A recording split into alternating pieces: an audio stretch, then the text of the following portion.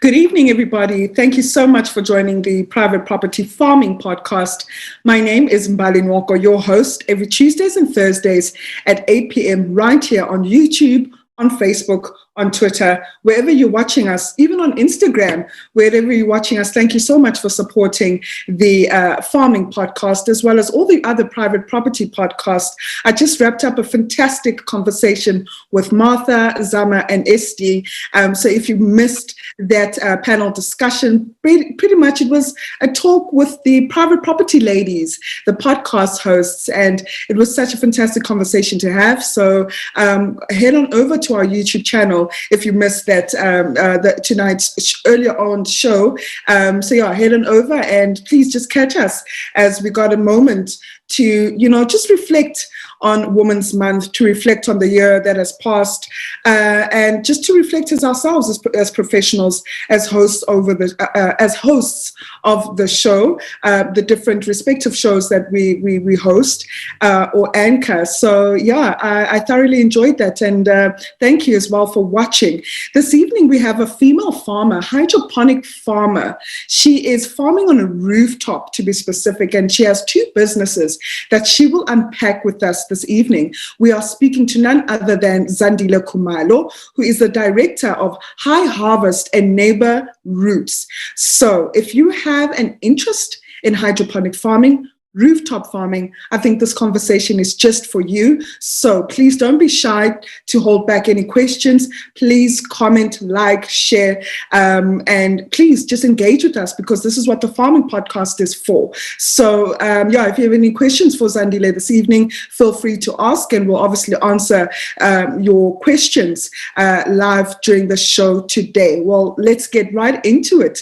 Zandile, thank you so much for joining us. How are you doing this evening? Hi, Mbali. I'm great to be a part of this podcast, and I'm doing well today. That is fantastic. I see your skin is glowing. So yeah, got enough vitamin C. But tell us about High Harvest, interesting name, as well as Neighbor Roots. What do the two businesses do?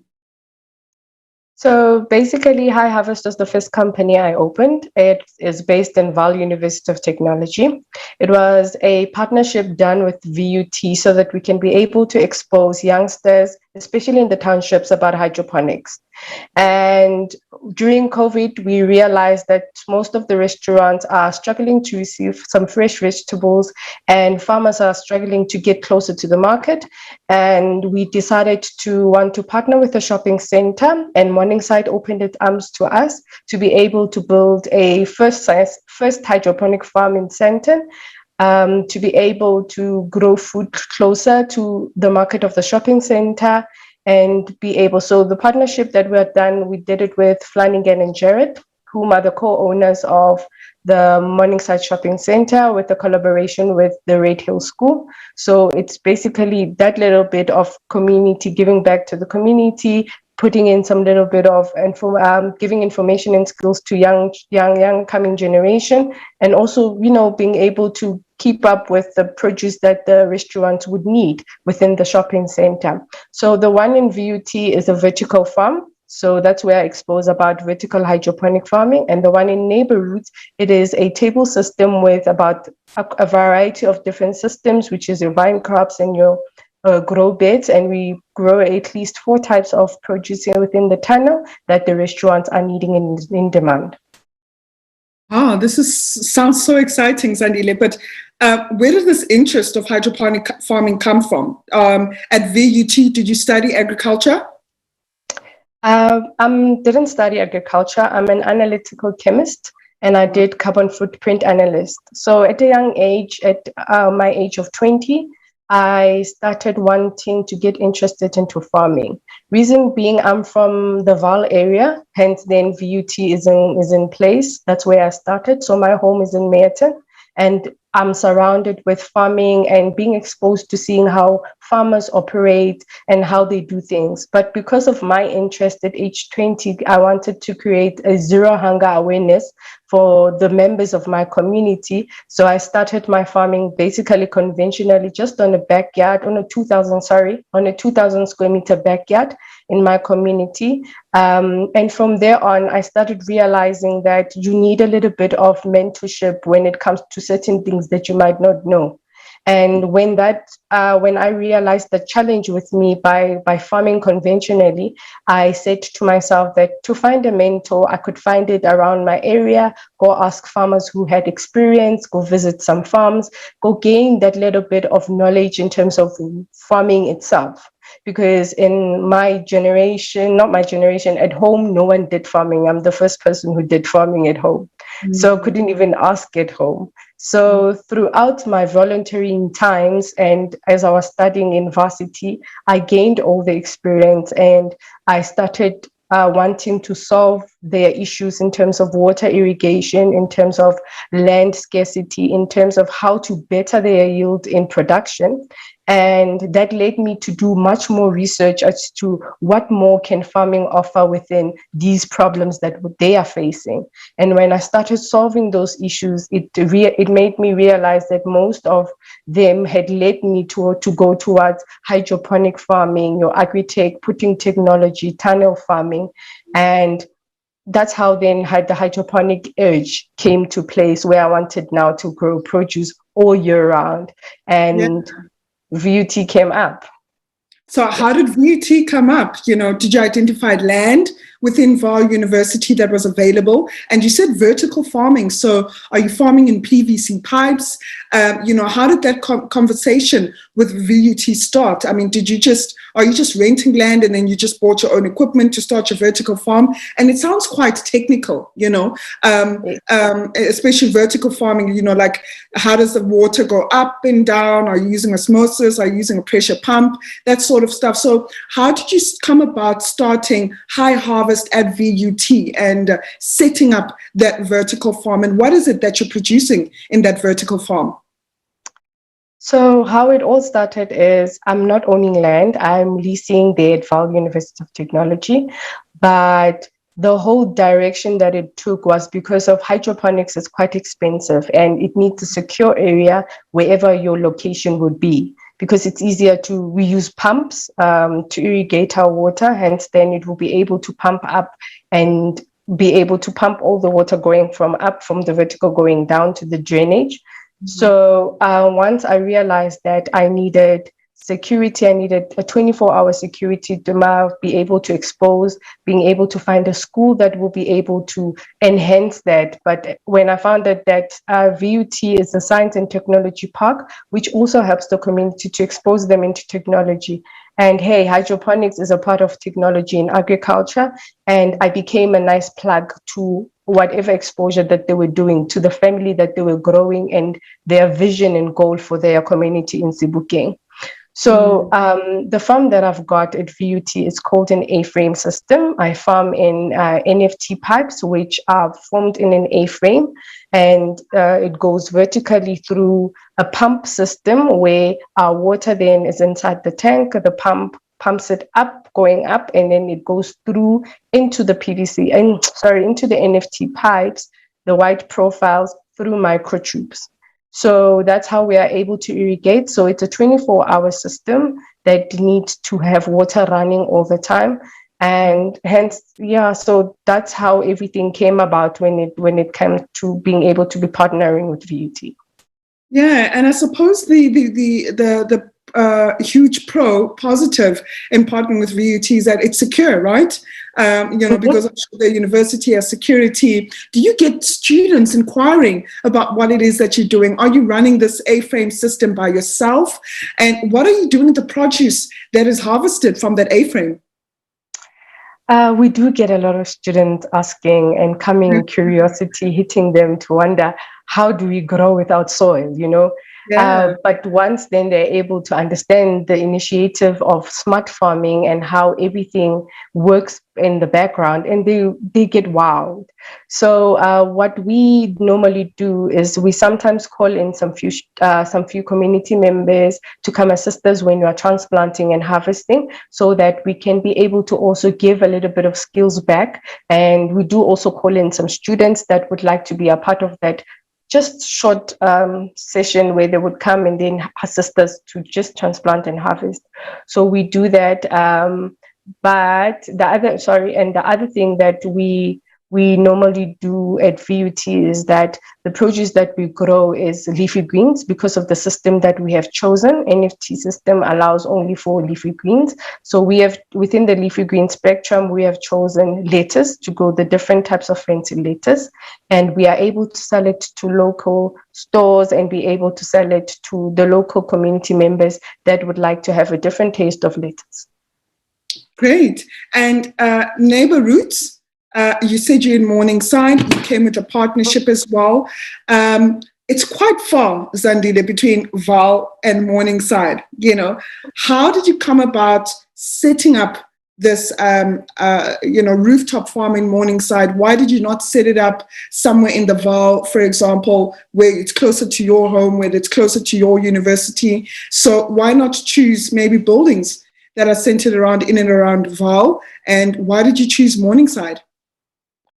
I chose Morningside because they have a spirit of wanting to show exposure in terms of agriculture for their community members.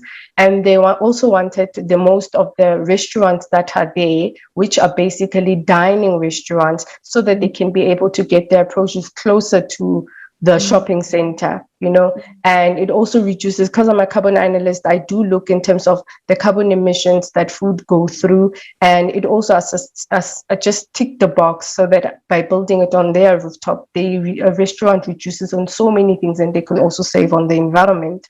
It helps when the farm is closer to the market, that the food waste that is done within the food waste chain, then the restaurant can order what it needs, and then it knows that if in 2 days' time it will need another 2 packets, they just call from upstairs. They don't have to have a big order that is done that will come to them, and sometimes it wilts over time quickly. So those are one of the angles that we looked at, and the reason why then Morningside Shopping Center, like I said, it was their mandate and their aim was to also bring exposure as to how technology is done, how they do matter to their community. So our energy actually vibed in within this agri-tech farming to be able to just build a farm on their shopping center. Wow, I have so many questions, Zandile. This sounds like such a fantastic initiative, and I like how you're talking about it. You're very confident. It sounds like you know exactly what it is that you're doing and the goal in which you're working towards. How did the pandemic affect this your rooftop farm, specifically Neighbor Roots? Or when did you start Neighbor Roots, if I may ask, within the Morningside Shopping Center? So Neighbor Roots has always been an idea that the shopping center wanted to put out into their community. It took a little bit of time to get it erected, but when the energy and everything got together and the answers we got to answer, and getting our market on board, and knowing that the whole overview of us, this closed loop value chain, will be completed, that's when we said now we can be able to start off with the kickoff of erecting the farm. So it took some time in terms of the market had to agree. We need to make sure that we've got everything right. The engineering side, it's quite not so easy to build a farm on top of a shopping center, because it takes a lot of time. It takes a lot of thinking, because it takes a lot of knowledge that is needed, specialists that are needed, because we needed to consult with engineers and make sure that everything that we build today, it's not gonna fall anytime soon. So everything was so articulated that it needed its own time. Nothing could be done in a rush, but the idea has always been there and enhanced within us. Wow, and what is that conversation like? I mean, you're mentioning it like it was such a process. It's not a quick fix thing to set up. But what was that conversation like? Especially where you're speaking about with the restaurants in terms of what to plant, what to grow? How did you work? Like, did you work backwards, or did you say, okay, based on this A-frame or this system that we're using, we could only do leafy crops. Therefore, in the leafy crop selections, you either have anything from Swiss chard to high value herbs, right? Or did the chefs say, typically, if we're going to be growing leafy crops, these are the leafy crops that we order every single month. These are the quantities. Therefore, did you then go and plant? So maybe just give us a deep dive into the actual conversations between you and the chefs or the restaurant owners. Did they say, we want you to grow this, or you saying, we can grow this for you? How was that market conversation like? And are you supplying to all the restaurants in the Morningside Shopping Centre? Because I know there's quite a few of them, or it's just a select of the restaurants. Vali, that's a very good question, because most of the farmers just dive deep into farming and they forget about that whole marketing part.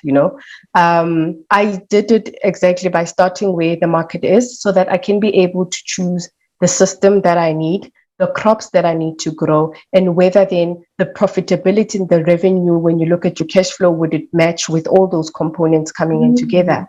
So what I would advise just here now is just, every farmer or every farmer that wants to start any type of business, whether it's conventional or hydroponic, you need to know your market. You need to understand your market. You need to understand what you want to sell to them, and how acceptable would it be.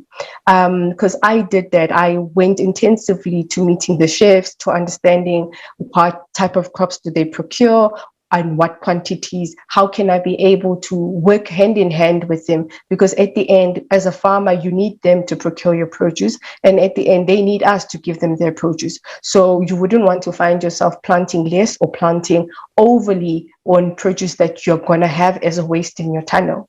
So those are the things, because hydroponics is highly intensive and everything is so precise that if one block of the chain of what you have planned to schedule on that time, you've really messed up like a week or even a month that you've messed up within your tunnel. So those things are articulated, and you must make sure that you as a farmer, you become consistent, which is the key thing when it comes to the restaurant and a farmer, because restaurants are very fussy in what they want, in the sizes that they want, the taste, the color, and you find yourself asking, well, how am I going to grow this for this one, grow that for this restaurant, grow this? But at the end, you need to plan it and have everything done the way it would be best for every restaurant that you're supplying. So here at Signature, I'm supplying most of the restaurants. I think about 5 of the restaurants that I'm supplying. The other restaurants, they are still coming on board in terms of understanding if I need to increase the systems that I've got. Hence, I'm looking for investment, or if I need to change the type of systems that I've got. So there's learning within hydroponics or innovating into your tunnel doesn't end, because then tomorrow is another restaurant that procures different type of lettuce from yours. Instead of Frida lettuce, some others use coarse lettuce. So those kind of things and the choices that you would make after receiving a list, you choose the crops that you want to do, that you know that you're best in, and that you know that they will give you a goal that you always aim for when it comes to your revenue sales. So that's my recipe when it comes to, before I start planting, I actually go through that process, have that conversation with the chefs, understand my market, and then I go out and I produce what the market wants. Yeah. For any of our audience, Zandile, that is listening and is thinking, wow, this sounds like a fantastic thing to start, right? But maybe a bit hesitant based on the whole entire process that one has to go through. You spoke about consulting it with not only chefs, but restaurant owners, the engineers, really technical people that understand the structure of how a hydroponic system and setup should be, etc. So for people who are listening to you and are like, yeah, I'm not fortunate to have land back home, but maybe I should just take advantage of all these dormant buildings, because COVID has changed so much in our lives. So now in the cities, there's a lot of dormant buildings, office parks for sale or for lease. How does one go about acquiring, a rooftop for rent? to start a hydroponic farm, and what type of investment would one be looking at when starting a hydroponic farm? Okay, if one farmer or an aspiring farmer is looking to starting at a rooftop, it's not easy. Like I had said, it is quite difficult and quite expensive to really grow a farm on the rooftop. But you can become a hydroponic farmer by farming on the ground. It's basically just not being able to use your soil. That's hydroponics, and being able to feed the nutrients straight into the roots using your water irrigation. So you can become a farmer if you've got a backyard that's got paving, which is concrete. Then you can be able to build your hydroponic there and start growing from there, and you can be able to grow when you've got land and you've got a piece of space that is not arable for you to put them in the ground, where it's too rocky or the soil is just clay soil and nothing can penetrate or can grow or prosper within that soil. You can actually build a hydroponic system there.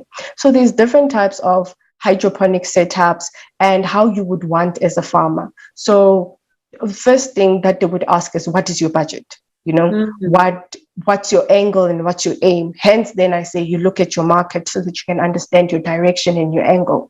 And you look at your budget to say, well, how many frames do I want? If instead you want to do A-frames, do I want to do a deep water culture? Do I want to do a grow media system or aeroponic or go fancy and all technology? So it all depends on how you or what you have inside your pocket and what you want to produce out of your hands and out of your tunnel.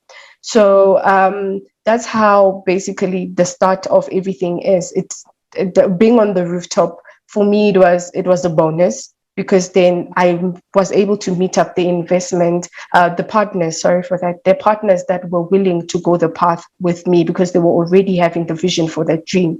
So also that plays a role when you're going to look out for partners or you're going to look out for investors. You need to find the right people who understand what you want to do, who are with you within that vision and goal and that end picture with you, because there's no point of finding someone who doesn't even want to be a part of what you're doing.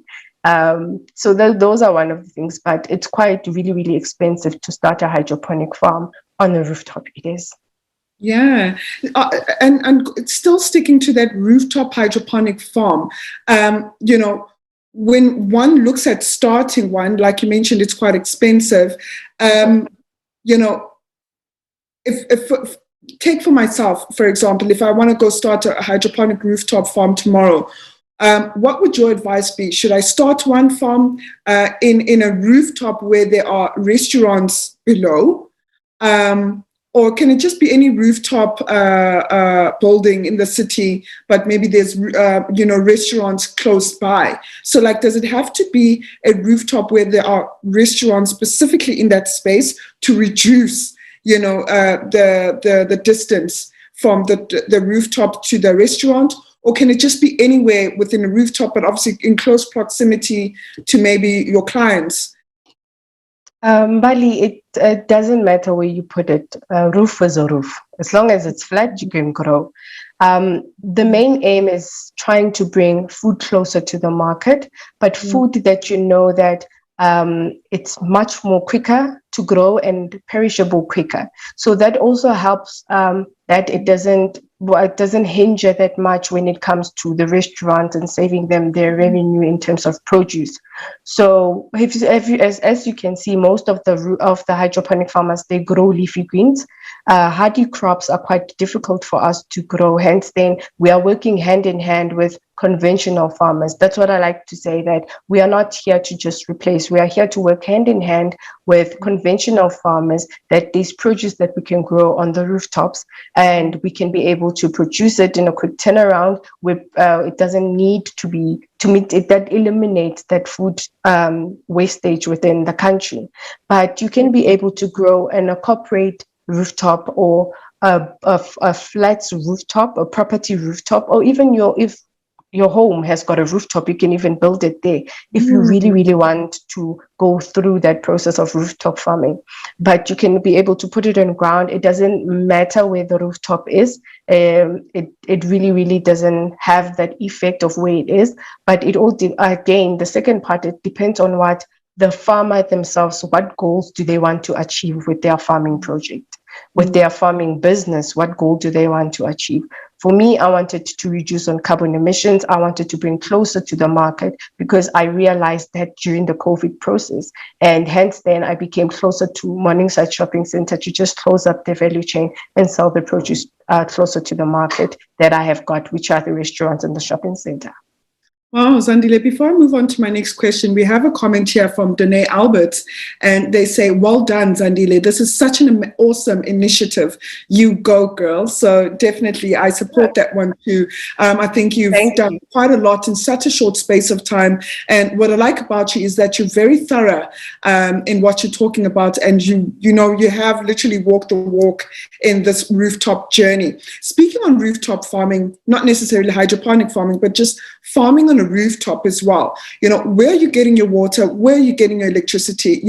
Rates and taxes in the city don't come cheap. So is that supplied by the building as well? And also my follow-up question is that, you spoke about perishable products. You have to grow leafy crops, etc. And I think the benefit of farming on a rooftop is that your clients are literally, a flight of stairs below. So therefore, you don't have to go and invest in cold chain systems like, cold rooms, etc., because you could use the cold rooms of the restaurants. So going back to my question once again is that, isn't running a rooftop farm expensive? Because rates and taxes in the city is quite expensive, especially where water and electricity is concerned.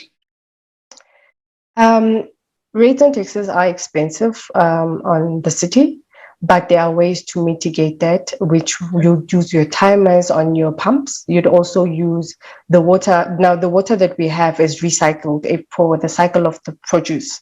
So we are able to also save water in that manner, because you can't do boreholes on the rooftop. So you can't do that. You have to get them from the tap. So we recycle our water. That helps us to just be able to reduce on the water consumption. And we use our timers just to be able to reduce on the electricity. The best way for most farmers, I would advise, is that put in a solar system. Then you would be able to reduce, just go off grid if you can, or make sure that you can be able to alternate between the two, so that it can really, really reduce your energy consumption within the tunnel, because we use pumps and they have to keep on running. And there are other systems that allow you to, to just water in every 2 days in terms of the grow media system, because it has a lot of cocoa peat, and cocoa peat retains water for about 2 days. So you can be able to plant on such growing systems, but yet again, it all depends on what output you want to give out. The system that you choose relies on that, and also relies on the biggest thing, which is what your market needs. So those are one of the things that helps us to be able to mitigate those huge expenses that we have. And your follow-up question was, sorry, I forgot it there, but no, it was purely just in terms of how expensive is it to run a rooftop farming operations, looking at things like water and electricity, and I think you've answered that.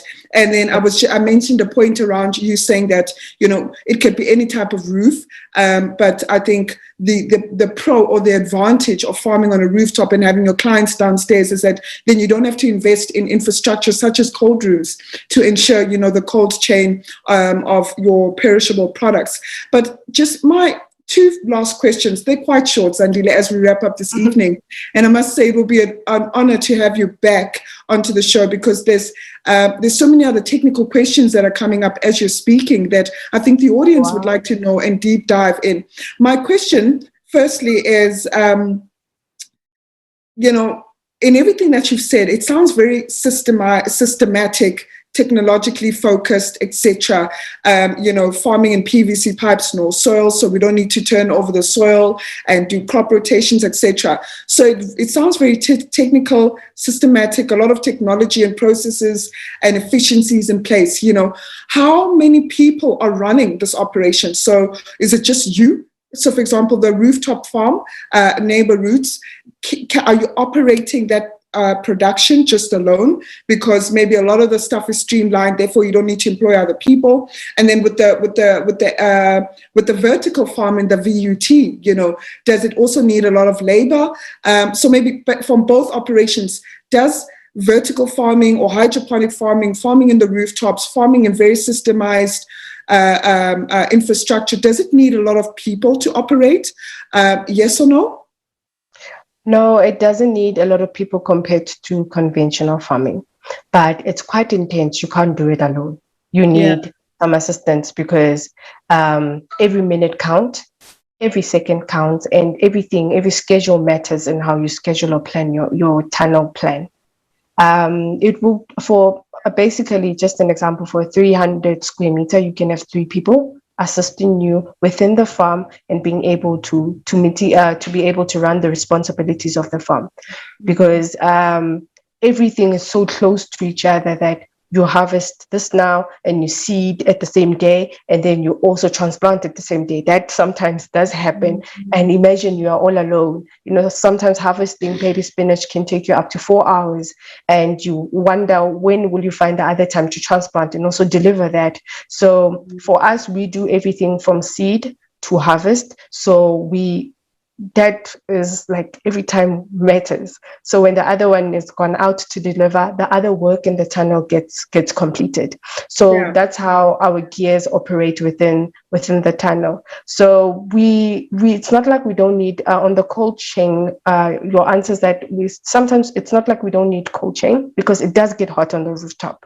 So you would need to be able to have a little bit of a pack house to pack your produce there and take it out quickly and take it downstairs. It doesn't have to be a massive pack house like the farmers in the open field farm would have, but you can have a little bit of a room where you know that you can be able to remove it from the tunnel, take it to a temperature that won't allow it to wilt very quickly. Because hydroponic farming, hydroponic lettuce wilt so quickly that in the summer, that you can actually harvest it, put it on the table, go fetch another head. By the time you come back, that leaf is not in good shape. So you would actually need a specific place where the temperatures can be different from the greenhouse tunnel, because it really gets hot inside the greenhouse tunnel. Yeah, intensive farming indeed. Zandile, thank you so much for coming onto the show this evening to speak about urban farming. And it sounds like High Harvest as well as Neighbor Roots are such fantastic businesses that you've started there. Very technical, very intensive, but it speaks to solution, sustainability, in everything that you've said. So just to wrap up the show, what message would you give to women in agriculture? I think this is the last day of Women's Month, so please just take advantage and share with us words of wisdom that you would like to give to maybe young women in the sector, just women in general. Rather, what message would you give to females in the agriculture sector? I'm great to be on your platform, especially on this special month to women. And know that a lot of women are doing different out there in the world. My message to them is, in whatever sector you're in, whatever dream you're dreaming about, whatever passion you want to drive yourself in, always surround yourself with people that are going to give you better knowledge, better understanding. Always surround yourself with people who have went through that path, so that you can be able to grow and not repeat their mistakes. So growth is a very important to life. That every time when you grow, you should always learn from others. Your network matters on your growth in the path of the business, because it is never easy when you're doing it alone. It is a team effort for you to actually get there and be successful. Thank you so much, Zandile, for your kind words. And thank you for obviously also sharing your story and telling us about your businesses. Thank you, Mbali. Thank you very much. And thank you all to the listeners. It's a pleasure. Well, we've just wrapped up with Zandile Kumalo, Director of High Harvest as well as Neighbor Roots. We spoke about urban farming, her rooftop farm based in Morningside Shopping Centre, and a vertical farm based in the Vaal University of Technology. She's definitely an urban farmer, an urban female farmer at that. Urban hydroponic female farmer. We could create hashtags for days where Zandile Kumalo is concerned. But yeah, if you missed our conversation this evening, I think this one is for you, especially if you want to go hydroponic, especially if you want to be sustainable and minimizing the space that you're going to use in cultivating or growing your own food systems. And what I like about what Zandile said is that you don't have to go to the city to farm on the roof. You could also farm at home, if you've got a flat roof. There's many initiatives and ways in which you could start your own hydroponic farm, even in your garden or in your open area in your household, even if where you have paving all right round. Hydroponic farming is something that you should look at researching, because there's so many alternative methods to growing and producing your own food at home. So you could catch this live on our YouTube channel after this conversation if you've missed what Zandile had to say. But I thoroughly enjoyed what she spoke about, and I learned a lot. So hopefully we could have onto the show to speak about carbon footprint, climate change, and all that goody stuff, because they heavily impact agriculture these days. And so, yeah, thank you so much for joining us this evening. Catch me on Thursday, 8 o'clock, and I'm looking forward to seeing you all once again. Thank you. Thank you.